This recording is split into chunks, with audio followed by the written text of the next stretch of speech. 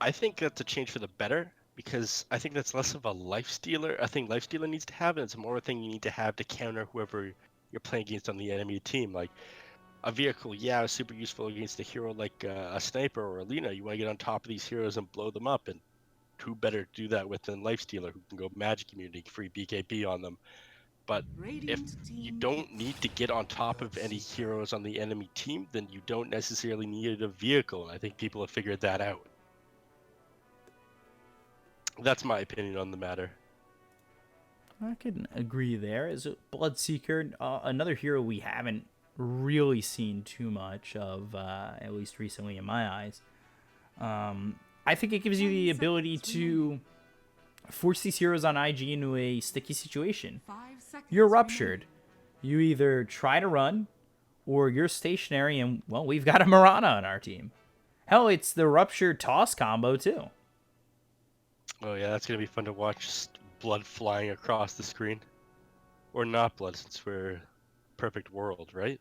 No, we're not perfect China, anyway. world, but the broadcasts in China would be. What happens for rupture on those servers? I think it's green. Interesting.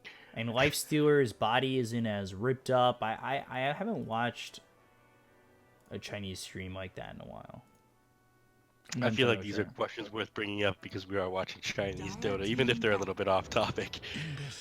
Yeah, I don't remember what the big changes are. I think I remember that Rupture might be green. It's not actually blood or something like that. And Lifestealer looks completely different. Or not completely different. He just, he doesn't look like he's been so battered and bruised. He lived a perfect life. The jail wasn't so bad that he was in before. Yeah. Anyways, Bloodseeker again. Yeah, like you were saying, not a hero that's picked a whole lot. I feel like it can be pretty hit or miss. I think you'd want to see that hero picked up a little bit later than earlier, though, because depending on whoever he's against, you can punish the Bloodseeker in his want to use Blood Rage on himself for the to heal up, or if you're not using it on yourself and use another creep, you can take advantage of that as well. So we'll see how they decide to counter that one on Invictus. Ember Spirit in itself was, I guess, a fairly decent tool, and that does give the Lifestealer vehicle, like we were talking about before. Ember's a lot of mobility here. With the Night Stalker too, I really like to see you can push heroes away from you with the Night Stalker kind of into the hands of the Ember. Like your chase game right now for IG is really good. Yeah, absolutely.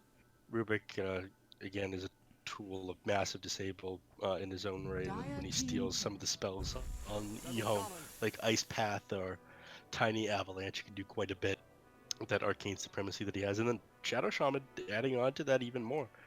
Just huge amount of disable and chase game there. Adding to that push potential, adding to your catch, your Hex, your Shackles. Still second highest base damage in the game. That's my go-to Shadow Shaman stat. 5 seconds remaining. Really, second high. I know he's a range trained protector. I play a lot of duo queues with one guy. I tend to try a little bit harder when I play with him than anybody else these days. Because Dota is a game for fun, everybody. Friendly reminder. This particular friend doesn't see it as such, but me and him both call Shadow Shaman a range trained protector. You hit them, it just chunks their HP away, and you hold them down forever. They can't outplay you if they're stunned, etc. But he's a real fun hero, and what he brings to the team, just like the instant disable with no travel time, Hex, no cast point, no travel time, they're just done. Being able to blink on top of somebody, using that doesn't matter how fast the reactions are. Super good. The pushing power from wards, and again, the lengthy duration of shackles, and the counter push and harass from Aethershock is insane as well. So one of my favorite heroes, Shadow Shaman. But talk about, you could predict this in 9 seconds what a human was going to take, right? OD still available? Invoker. Ooh, I tried. You were close. I thought for a second I had it, the noise that it made. I was like, oh! And then they're actually going to the 897 Invoker, who I haven't seen play Invoker. Although Faith Beyond on the Tiny, VT Faded and what's interesting is Tiny is a Jin-Q hero, so that's what would have made me think that he was going to take that Tiny, but I think I like Tiny more in the 3 than the 4 here. Yeah, it's a bit interesting that they've done that one, because I think these days it's more important for you to be playing a hero that you're comfortable with than a position that you're comfortable with, but maybe they're both pretty comfortable with Tiny. Yeah, we'll have to see. And then Ali on the 5 position, Shadow Shaman Emo with that Ember in the mid lane. JT, former player for Mineski in that off lane. Night Stalker, Kaka with the Rubik, and then Fly, who you all may know as GGG. Played for Keen Gaming and Team Serenity. Most recently, he played for Room 410. No, that was D-Stone's team. I forget what team he played for most recently. I'll have to think of it off the top of my head. But yeah, GGG, very good player. Played for Serenity. Played for Keen. He used to be the #1 in China for a long time.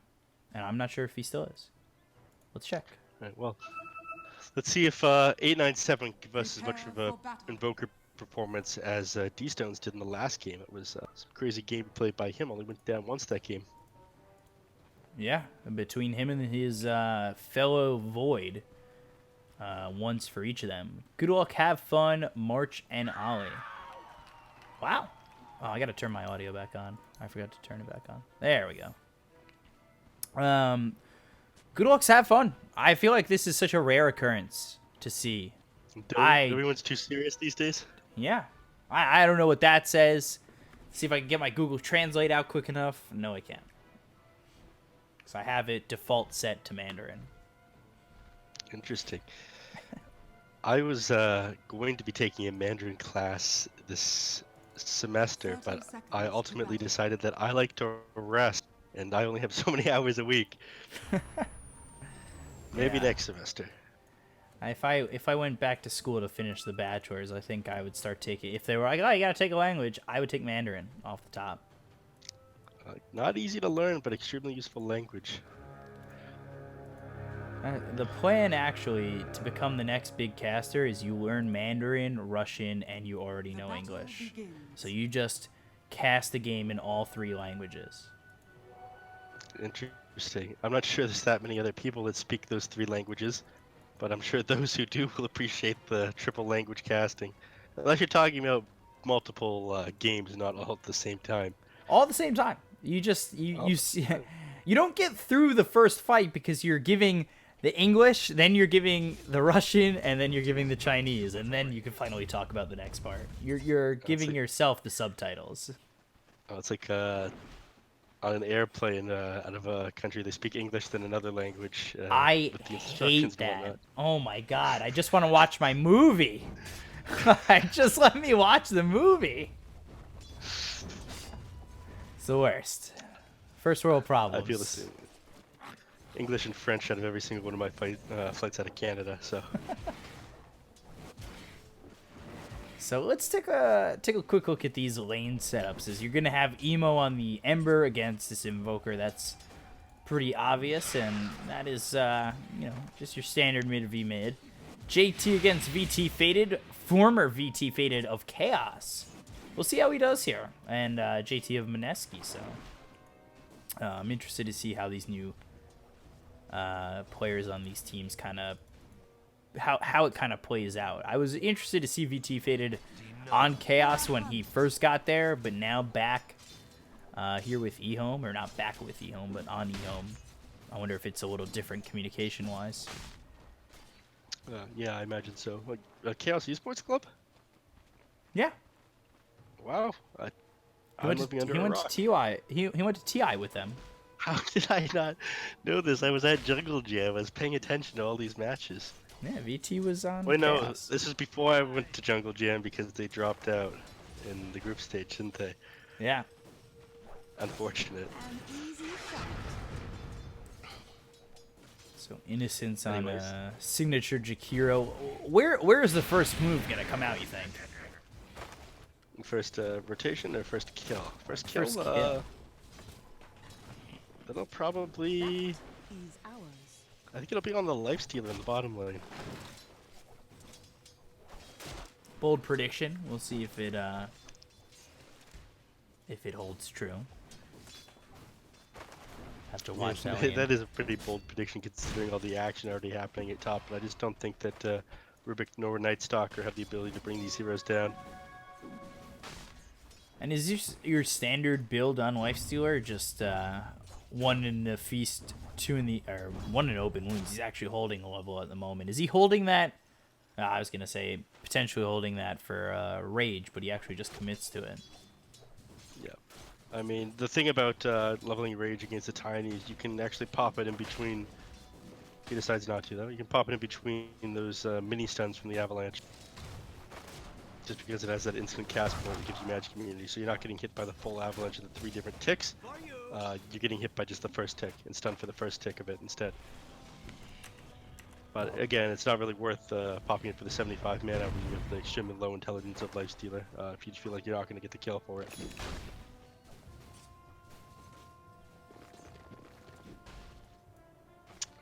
In the mid lane, look at the CS between these two. It's Ember Spirit, a little bit of an advantage at first, which is going to happen up until Invoker gets a little bit more base damage from extra points in Exhort. He's got 2 in there right now, holding up with the Tornado and the Alacrity. And then bottom, oh, Ollie. He'll end up dying to Jinkyu, and Jinkyu as well as Faith Beyond combined here to get the first kill. It wasn't on the Lifestealer, but it was within that lane. So you were half right. Meanwhile, top, Dual Breath coming through on a JT. They've got the silence, but they won't commit to go for this Nightstalker. Yeah, unfortunate that I was wrong about that one. I rarely am. But it makes sense that the Shadow Shaman will be the one to die instead. They're just given extremely low movement speed and armor.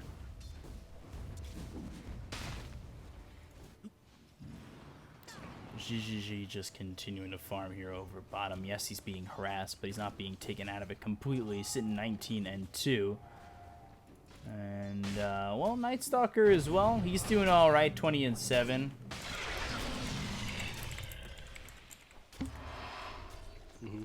Yeah, 22-7 is pretty decent for him so far. I mean, Tiny CS is absolutely huge at the moment, which is nice. I mean, whoever he's playing against, like I was saying, even a hero with a pretty high base damage like Lifestealer, and he gets a little bit extra from that feast too, he's going to have a good time against Tiny. Yeah, that's not correct. The second highest base damage in the game being Shadow Shaman. It goes Treant, Tiny, and then Shadow Shaman. Right? Is it Tiny? I always thought it was Shadow Shaman. Have I been spreading misinformation for years? Or has it Actually, changed? no, you might be right. It might be Shadow Shaman. I mean, Tiny. Shadow Shaman. Ugh. Just because the amount of growth Tiny has per level. But he's at 89 right now. At level 4. Dire's top tower Somebody in chat's got to tell me. After they are no longer upset that I kept the overlay up for a little bit longer. But I apologize for that. Telekinesis, silence, not going to land on either the Rubik or the Nightstalker. And they are going to give chase, but they just don't have any more mana on the Rubik. And, of course, Telekinesis level 1, 34-second cooldown. It's just a long time these days. Oh, yeah, they've nerfed that spell again now, but it was a little bit too powerful on its early levels before. Just the... Ooh, Sunstrike. Emo getting shot here. As Jinkyu comes around the bend and I believe landed the arrow on the Ember, they were able to land the Sunstrike. Meanwhile, top Shackles come through, trying to take out Innocence. Dual Breath is thrown, but it's not going to matter. They'll get the kill and they'll give it to JT. Down he goes there. And I was ready, but oh yes, interrupted my thought real quick there about telekinesis and just how it's changed over the year. Well, it is like a 0.8 second lift duration at level 1 and 34-second cooldown, so objectively it's one of the worst stuns in the game. The positive parts of it are that there's no travel time for it, like a lot of stuns, and Arcane Supremacy increases the duration of it as well, but people were only putting 1 point into that and then getting Arcane Supremacy for a while, so they needed to change the spell around. Am I wrong in my pubs to go 0-2-2 to start my Rubik games? Yes. You are wrong. The change in positioning from telekinesis adds more damage. Alright. Well, I don't know if I'll be changing my philosophy on that just yet. Also, 2 days ago, 3 days ago, I clipped a bristleback for like 20 minutes with telekinesis. Faded. Just need to be a little bit careful as they've pulled these creeps here over to this neutral camp. They still have the Rubik and the Shadow Shaman up top. It's a tri-lane. Meanwhile, GGG just living his life bottom. I mean, as this lane progresses, Lifesteal is going to have a little bit easier time. His feast is going to go up, and every hit he gets on Tiny, he's going to heal himself and take a chunk out of Tiny. Not really at a threat for die, because he always has Infest to heal his HP back up to full. Tiny tries to combo him, which we're probably going to see. Significant amount of damage, the Avalanche Toss combo. But he's got Infest, so not in too much trouble, and we'll see the Shockwave thrown. He'll pop out of it, and Faith Beyond now can't kill him again. 200 IQ play right there. Just, going for a little bit of harass first before popping out. Throws that Shockwave out. And puts the creep right next to him to pop the Infest, so just, you know, a couple ticks. Nothing crazy. So, overall, though, who's having the better time? And obviously 400 gold net worth lead for the Lifestealer, but he, you know, is it better for Bloodseeker to be in the jungle than it is for GG just to be down here? Like, does it matter? Is the discrepancy really a big part of this at the moment? I mean, the benefit of putting the Bloodseeker in the jungle is that your supports are going to have a little bit of extra EXP, because Bloodseeker is one of those heroes that can be in the jungle. So Dota's changed in the last couple of years from where it used to be. I think people are better at the game is one of the major things, but you want a more even distribution of EXP than you used to. You don't want that level 6 Vengeful Spirit running around at 50 minutes in the game, like trying to figure out what to do. Yeah, you want your supports to be able to do things that have a significant impact in the game. So if you can if you can slow your game down a little bit, the cost of having a huge benefit for your support, it's worth doing. And that's why they moved the Bloodseeker to the jungle. Oh, Sunstrike, 897. Knew GGG was going to man fight Faith Beyond there after getting hit with the Avalanche Toss. And, well, hits the Sunstrike, gets the kill. Yeah, that's one of the biggest threats that they have right now on EHOME, is being able to throw that tiny combo with a Sunstrike on top of it. Even here with 1100 HP, like Lifesteal has to be a little bit careful of that one. So, nice team play by them, but Lifesteal is probably not going to let that happen a second time. Yeah, and apparently a couple good invokers in this group alone. Avalanche again, toss coming through. GG needs to be careful.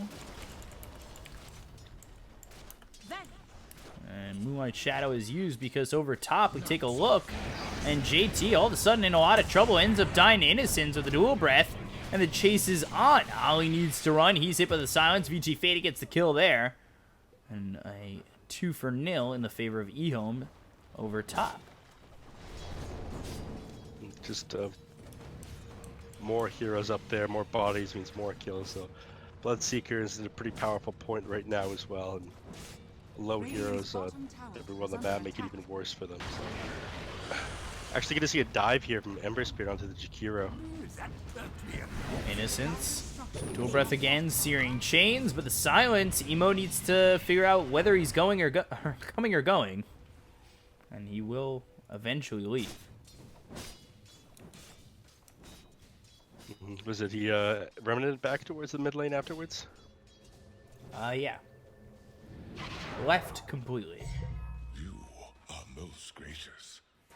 I'm interested in seeing what this Ember Spirit goes. The bread and butter these days is just the Maelstrom build, which lets you, I guess, spam out creep waves, farm faster, etc., etc. People have been going the Battle Fury build for ages. And interesting how people went phase boots for a while. Avalanche with the toss. Macropyre laid down. Look how quickly they die. BT Fade with a quick double kill. Rupture and the Cold Snap. He'll remnant away, but they've got the Tornado just on the end with the Meteor dropped. And 897 on a killing spree. EHOME methodical and just clearing it out on IG.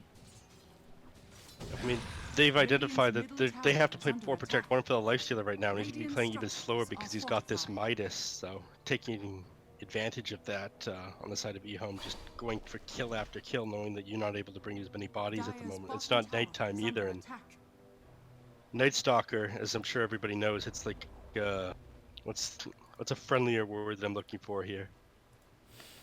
It's like a Pello during the day. Hunter of the Night they ended up nerfing recently as well, but that hero just can't do anything during the daytime. He actually doesn't have any points in his ult for some reason. He's holding 2 points? Yeah. 3 points.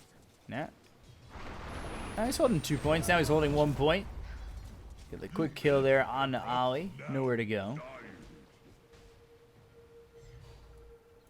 I'm not sure what the point of holding 2 points like that is. I feel like you should always level up your ultimate once you hit level 6, but that's just my opinion on that one. So, a little bit of strange stuff that Invictus Gaming are doing, and EHOME is just wiping the floor with them at the moment. Their map movements. Perfect. 5k up already at this point in the game, too. Yeah, again, just playing a clean game. This is similar to Sirius last game, 9-1. And just how much they're moving around the map. I feel like, yeah, during the day you don't have any kills potential because Rubik, prior to getting level 6, and even once he gets it, isn't like one of the best ganking heroes, or even laners for that matter. White Shadow used, they'll throw down the silence. GG will avoid it with the rage. Can they keep up? They find themselves the Jakiro again, who throw down the Macropyre. They commit the Serpent Wards, not too far from the tower, and they'll also glyph up. So they want to take this tower with the Serpent Wards placed down. Kind of try and make it a little bit more worth it. As 897 within invisibility looks over as Bloodseeker might be in some trouble. Sunstrike hit on Ollie. They got the kill there. Kaka goes down because behind them is Jinkyu as well as the Tiny. And all of a sudden, IG playing the aggressors pay for it dearly. Yeah, the tower they do manage to take the tower there, but like at what cost? You haven't really changed the net worth advantage at all. That was like a 600 net worth swing forward side of EHOME during that fight. And now EHOME gets to play aggressors right now because you're one hero dead, the Shadow Shaman and the Rubik both have to walk out of the base. I feel like it's a little bit hard to say what EHOME want to do right now. I feel like they're happy just farming up. Invictus trying to play a little bit more aggressive. They've used those Serpent Wards though, so they're not going to be able to push any towers for another minute.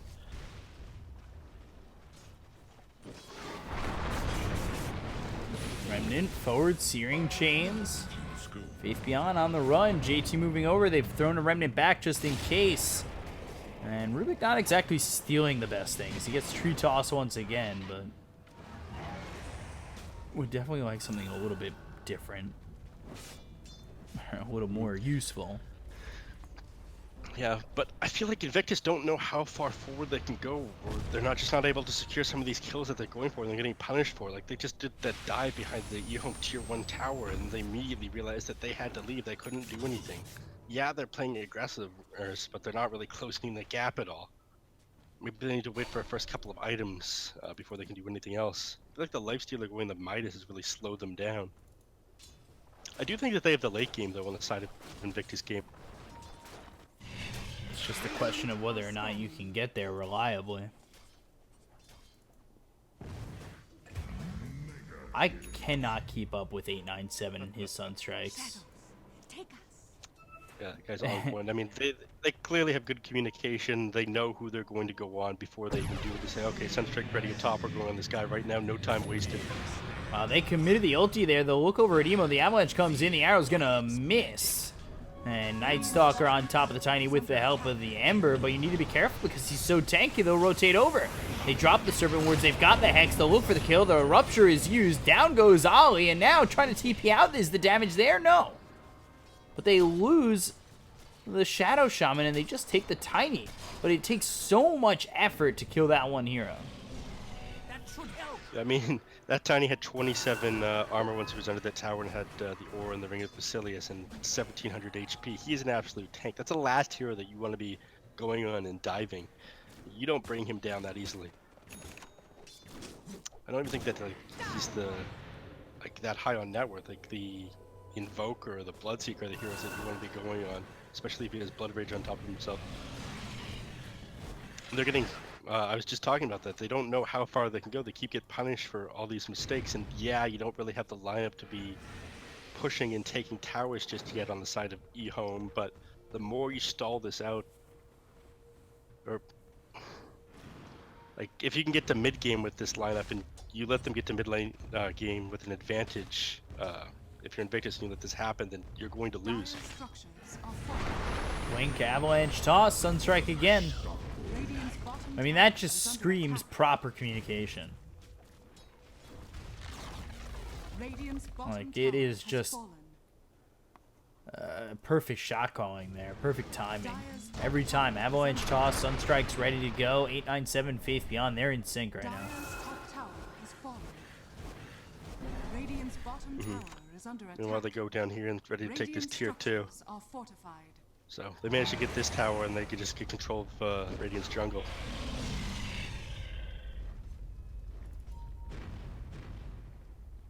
And it looks like exactly what they're trying to do. I'm not sure that Dire's they're structures are going to try and defend this. Looks like they're going to try and trade instead as 3 heroes staying at the top lane.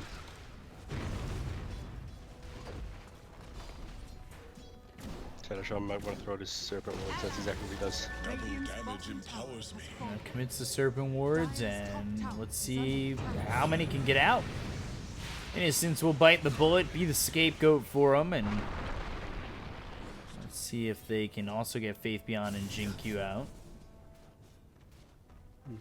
Not a bad trade though. Only managed to do about half damage to the tier 2 tower in the top lane. Meanwhile, that tier 2 at the bottom that you just took gives you a lot more control over the enemy jungle. So they already planted 1 ward down there, so they want to catch out the lifestealer while he's farming because he's still a long way from having the items he wants. Speaking of the lifestealer, it looks like they're going to try and go for a play inside the Ember Spirit. Yeah, they've got the double damage. They need to look over if VT Fate of the BKB is going to be popped. This is an early BKB. I don't know if they were expecting him to have that. But they will leave immediately after him popping it. Yeah, I don't think they realized he would have a BKB pre 20 minutes. Bold move, but it does save the Bloodseeker from giving them any gold. Gonna kill there. They'll look for another one as Kaka goes down. They'll take out both supports. Sunstrike comes in. Faith Beyond gets 1. That's a twofer for EHOME.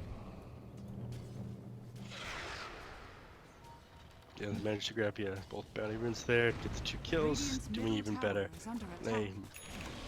look forward to this tier 2 tower here in the mid lane. Just keeping the Yeah, pressure but- on. They've got some decent tower push with, you know, the Liquid Fire level 4. Faith Beyond hits hard onto these towers. You can really continue to push, especially with the Blood Rite, Radiant's middle killing tower out the is under creeps and attack. keeping the Radiant's pressure middle on. tower has fallen. They're not slowing down either. They've got their eyes set on top lane, so if anyone gets in the middle of this EHOME train, they're going down. Radiant are scanning.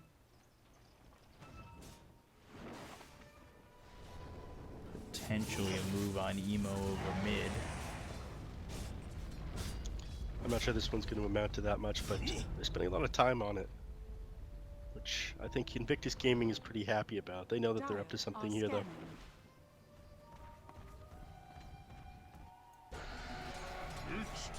Dire scan, Sunstrike on to the Lifestealer. They get a kill on Akaka. They'll look for more. The Rupture's going to be used here on Ollie. He can run, but, well, you can't really hide all too much, and you will die despite having the Shackle out on the Tiny. Radiant's bottom tower Toss, Avalanche, just to clean up some creeps, put the pressure on the bottom tier 3. I don't think there's a whole lot they can do in order to prevent this. I mean, you can't spam up the wave with any of the heroes other than Ember Spirit here. They're going to get this tier 3. They might even be able to Catch direct. the Ember. Avalanche toss coming in, and Emo's just dead. Forced to buy back. I mean, this puts him in a really poor position where if they kill Emo again, they'll take the set of racks. GGG locked in with the Ice Path and the Ice Wall. And away They start EHOME their go. counterattack now. trying to activate that Dark Ascension, but they're not going to catch anybody. If Night Stalker goes after them, he's going to be so far ahead of the rest of his team that he's just going to die.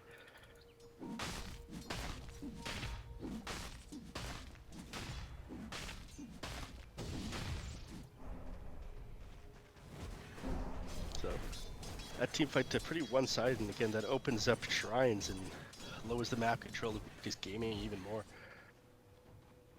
Dire's middle tower is under I attack. imagine we're probably going to see a pretty short game now. I mean, losing that Rubik and the Shadow Shaman there, Rubik being one of the better tools for spamming out the wave with his Fade Bolt. It has both the use of decreasing the amount of damage that they're doing to your tower and clearing out the creeps. Him going down outside the base is pretty unfortunate. It just seems so hard for IG to find any farm at the moment, and they continue to just fall behind. And you know, there was the Midas there for Lifestealer. He's only gotten the armlet from that point on. He does have 3,800 gold. Meanwhile, Kaka dies to Faith Beyond. They'll look within the trees. They'll find the Night Stalker. Ice Path coming through the Macropire way down. Another kill there on a JT. Take the melee racks, take the range racks, move over mid. Has fallen. And they're getting ready to close out this game already. Not a whole lot you can do to defend this 12k network lead already. All these people are absolute tanks. They find Emo again. Sunstrike thrown. That'll hit onto GG.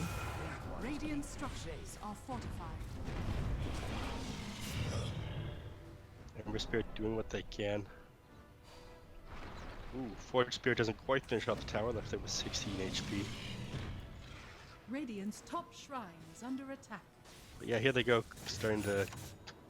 Alright, I'm eating my words. I was going to say they're clearing this shrine, but Bloodseeker decides to farm up these creep camps first at the very least. Smoke play here from IG. Kind of in a spot where they need to make a move.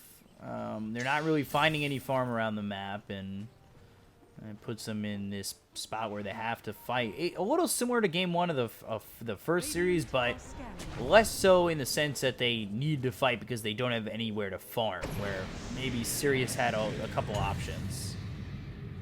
Yeah, ooh, that was good. Night Stalker throws up the Dark Ascension and pops the Void onto the Bloodseeker, makes him think the situation is a lot more dangerous than it actually is. Pops the BKB a little bit early.